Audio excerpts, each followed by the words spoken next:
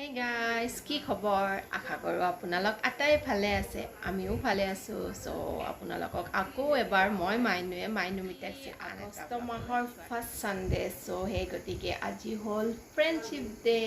So friends আগৰ দৰেতো friendship day এতিয়া আৰু চেলিব্ৰেট কৰা নহয়, কিয়নো আমাৰ যিকেইজন ফ্ৰেণ্ড আছিলোঁ গোটেইকেইজনী বেলেগ বেলেগ এতিয়া বহুত বেলেগ বেলেগ জেগাত থাকোঁ। সো সেই গতিকে ভাবিলোঁ যিহেতুকে ঘৰতে আছোঁ, সো অকণমান মোৰ নিজৰ দৰে মই কেনেকৈ ফ্ৰেণ্ডশ্বিপ ডে'টো চেলিব্ৰেট কৰিছোঁ সেয়া আপোনালোকক দেখুৱাম। আৰু এতিয়া মই এটা আপোনালোকক বস্তু দেখুৱাম যিটো নেকি আজি ফ্ৰেণ্ডশ্বিপ ডে' হিচাপে মোৰ হাজবেণ্ডে মোক গিফ্ট কৰিছে। সো আহকচোন চাওঁ। এয়া কি অনুমান কৰিব পাৰিছে চাগে, এয়া ট্ৰাইপড, যিটো নেকি ব্লগ কৰাৰ বাবে খুব দৰকাৰী বস্তু। আৰু আজি ফ্ৰেণ্ডশ্বিপ ডে'ৰ দিনাখন মোৰ হাজবেণ্ডে মোক এয়া গিফ্ট কৰিছে। ভাল লাগিছে দৰকাৰী বস্তু এটা গিফ্ট কৰাৰ বাবে। তেখেতক মই ব্লগৰ জৰিয়তে বহুত বহুত থেংক ইউ দিলোঁ। এই ব্লগটোৰ জৰিয়তে মই আজি মোৰ যিবিলাক ফ্ৰেণ্ড বা মোৰ ফেমিলিৰ মানুহেই নহওক কিয়, যিসকলে মোৰ এই চেনেলটো ছাবস্ক্ৰাইব কৰি পেলাই মোৰ ফেমিলিৰ এটা মেম্বাৰ হৈ পৰিছে, মোৰ ফ্ৰেণ্ড লিষ্টত সোমাইছে, তথা ফেচবুকৰ পেজতো মোৰ ফ্ৰেণ্ড লিষ্টত আছে। সো আটাইকে মই আজি এই ফ্ৰেণ্ডশ্বিপ ডে'ৰ দিনাখন হেপ্পী ফ্ৰেণ্ডশ্বিপ ডে' বুলি ক'ব খোজোঁ। আৰু তেওঁলোক যে মোক মোৰ ফ্ৰেণ্ড হিচাপে মোক লৈছে, সো তেওঁলোকক মই তাৰ বাবে অশেষ ধন্যবাদ দিব খুজিছোঁ। সো আকৌ এবাৰ আপোনালোক আটাইকে মোৰ পিনৰ পৰা হেপ্পী ফ্ৰেণ্ডশ্বিপ ডে'। সো আজি মই ফ্ৰেণ্ডশ্বিপ ডে' কেনেকৈ চেলিব্ৰেট কৰিছোঁ সেয়া আপোনালোকক দেখুৱাম। সো এই ভিডিঅ'টো শেষলৈকে চাই থাকিব আৰু ভাল লাগিলে লাইক, শ্বেয়াৰ আৰু ছাবস্ক্ৰাইব কৰিবলৈ একেবাৰে নাপাহৰিব। সো আহক। গাজৰৰ হালোৱা বনোৱাৰ বাবে মই ল'ম এই 5টা গাজৰ, আৰু এই গাজৰকেইটা এতিয়া মই ধুনীয়াকৈ ধুই পেলাই চাফ কৰি ল'ম, বাকলিখিনি গুচাই ল'ম। এতিয়া মই গাজৰকেইটা ধুনীয়াকৈ ধুই ল'লোঁ। ধুই পেলাই এতিয়া মই গাজৰকেইটা এখন ৰুকনিৰে ধুনীয়াকৈ ৰুকি ল'ম। এতিয়া গাজৰখিনি মই এনেদৰে চাওঁ। এতিয়া এটা পেন মই গৰম কৰি লৈছোঁ। এতিয়া তাত মই ঘি দিছোঁ। আপোনাৰ ঘি 4 চামুচমান মই ঘি লৈছোঁ। এতিয়া ঘিখিনি ভালদৰে মেল্ট হ'ব দিম। এতিয়া ঘিখিনি ভালদৰে মেল্ট হৈ গৈছে। এতিয়া ইয়াত মই গাজৰখিনি দি দিম। দেখিছেনে ইমান ধুনীয়া কালাৰ আহি গৈছে এটা। এতিয়া গাজৰখিনি ভালদৰে মই ভাজি ল'ম।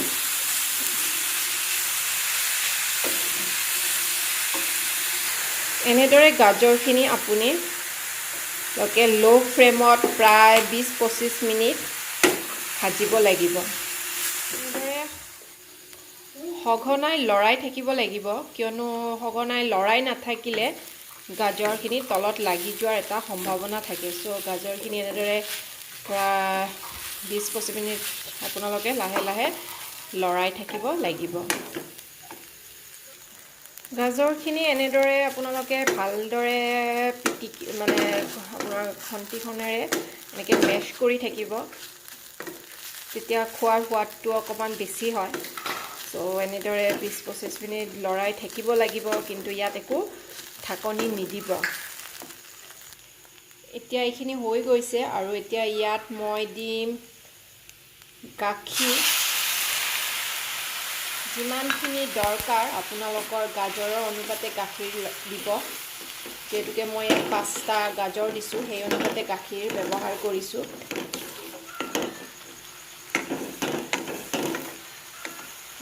এই 5টা গাখীৰত মই 1 কাপ গাখীৰ পূৰা দি দিছোঁ।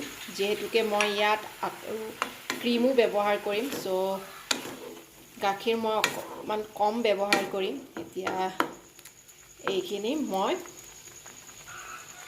আৰু দৰকাৰ হ'লে ইয়াত অকণমান গাখীৰ মই দিম পিছত। চ' এতিয়া এইখিনি মই একদম ষ্টিমটো ল' কৰি দিছোঁ, আপোনালোকে দেখিছে। আৰু ইয়াত এতিয়া মই দিম, মোৰ লাগিছে ইয়াত অকণমান আৰু গাখীৰ এড কৰাৰ দৰকাৰ আছে। চ' মই আকৌ অলপমান গাখীৰ এড কৰিছোঁ। এড কৰা ধুনীয়াকৈ দিছোঁ। এতিয়া ইয়াত মই ঢাকনি দি পেলাই প্ৰায় 10-15 মিনিট ভালদৰে বইল হ'ব দিম। এতিয়া 10-15 মিনিট পিছত ঢাকনিখন গুচোৱাৰ পিছত এইখিনি এনেদৰে গোটেই গাখীৰখিনি নোহোৱা হৈ গৈছে আৰু গাজৰখিনিও এনেকুৱা হৈছে।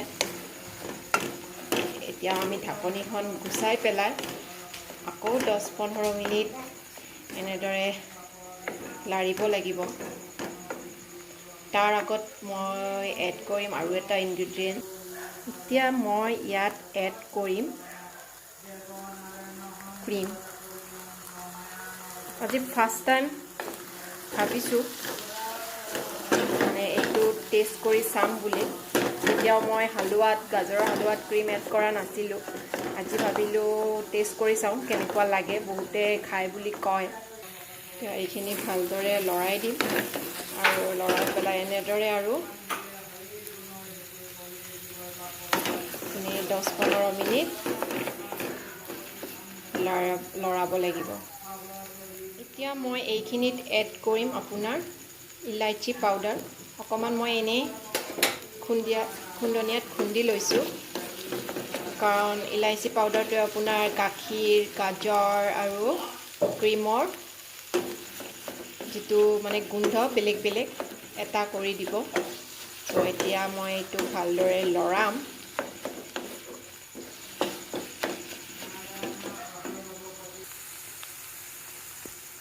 এইখিনি এনেদৰে এনেকুৱা হৈছে দেখাত। ত' এতিয়া মই ইয়াত অকণমান ড্ৰাই ফ্ৰুটছ, মানে অকল মোৰ তাত খিচমিচ আছিলে, কাৰণ মোৰ আজি কোনো প্লেনিং নাছিলে বনোৱা। চ' অকল খিচমিচ আছিলে, চ' খিচমিচ দি দিলোঁ। আৰু এতিয়া মই এনেদৰে চেনি নিদিয়াকৈ অকণমান ৰাখিম, যিহেতুকে শাহুৱে খাব। চ' অকণমান ৰাখোঁ, ৰাখি পেলাই ইয়াত এতিয়া এতিয়া মই চেনি এড কৰিলোঁ। আপোনালোকৰ টেষ্ট অনুযায়ী চেনি এড কৰিব।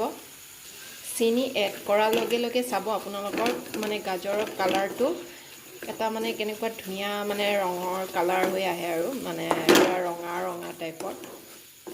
চ' আজি মোৰ প্লেনিং নাছিলে, চ' বেছি বনাব নোৱাৰিলোঁ, অকণমান বনালোঁ।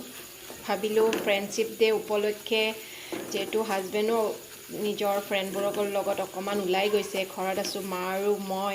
চ' ভাবিলোঁ আমিনো কিয় পিছুৱাই থাকোঁ, যিহেতুকে নিজৰ মানে কি আৰু বান্ধৱী কেইজনীকতো নাপালোৱেই।